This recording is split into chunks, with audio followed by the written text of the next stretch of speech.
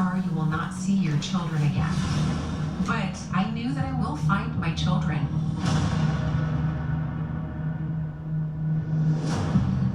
Hey, get those elbows off the table. I don't know how many times I have to tell you. When I was a little girl, what I remember was feeling a sense of, I don't belong here.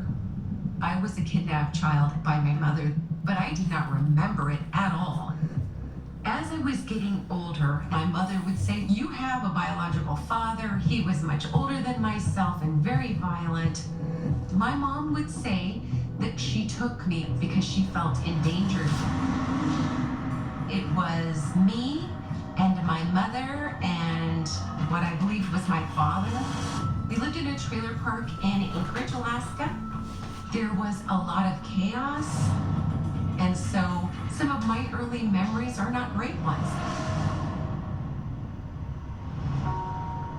I was committed to the fact that I would make good choices and I would do differently than what had happened in my family system.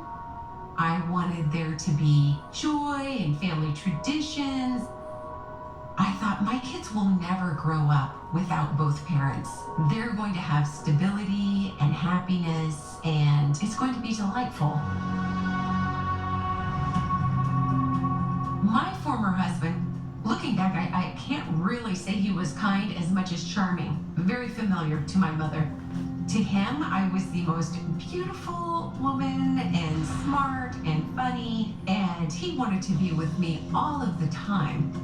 He knew who his father was, his mother was, his grandparents, aunts, uncles, history generations deep, and from somebody who didn't even know her father, that felt so exciting and something I wanted. He felt like home, and so he reached out a hand and I grabbed it.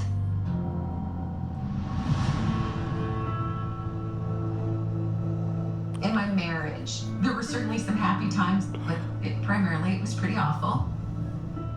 I was depressed. There was a sense of despair. What is the future going to look like if this keeps up?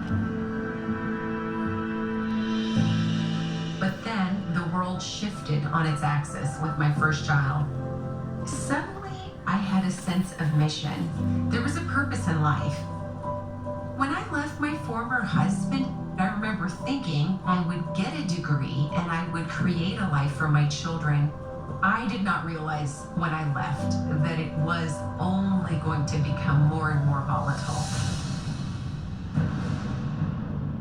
March 13th, 1994 was the last day that I saw my daughters. Are they ready? Yeah, of course. Girls, get your bags. Gregory picked them up at our home. Have fun. Bye. So I said goodbye to the girls, Love you. and they took off for those couple of days. So that meant that I would pick the children up at daycare after the 2 days had ended. I went to the daycare after work to pick the girls up. Hey, Janet, I know I'm here early, but can I just go grab the girls? Neither daughter was there, so I contacted the daycare administration. They said, no, they've not been here today. They weren't dropped off again today? I assumed they were homesick. No, they're not. And for me, it was a blow to the stomach. Our dad told us that we were going to go on a trip and we were going to see family. I remember asking him if he had asked Mom about it and if she was okay with it. It sounded like fun, like we're going to go on a plane, we're going to go on a nice trip. Mom's okay with it. I remember being in the night, in the car, in the dark, and at the airport, and just kind of knowing that it just didn't feel right.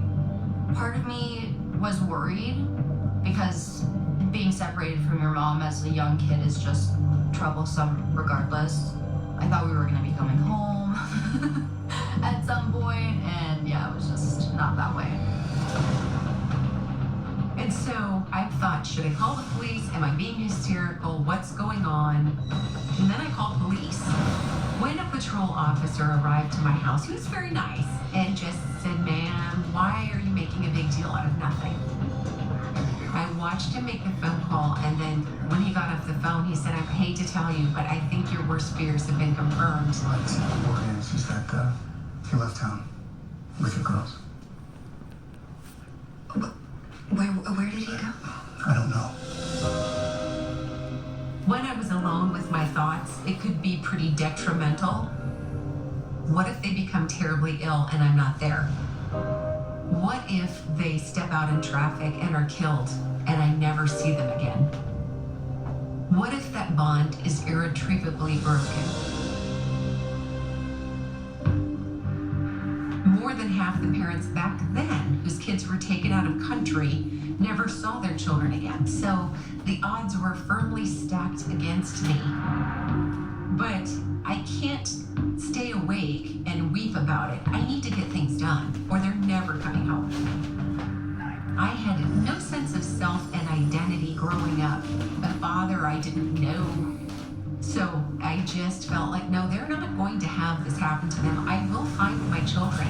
I need help finding my girls, which is why I'm calling the State Department. To get my children back, I would do everything I needed to do and was asked to do.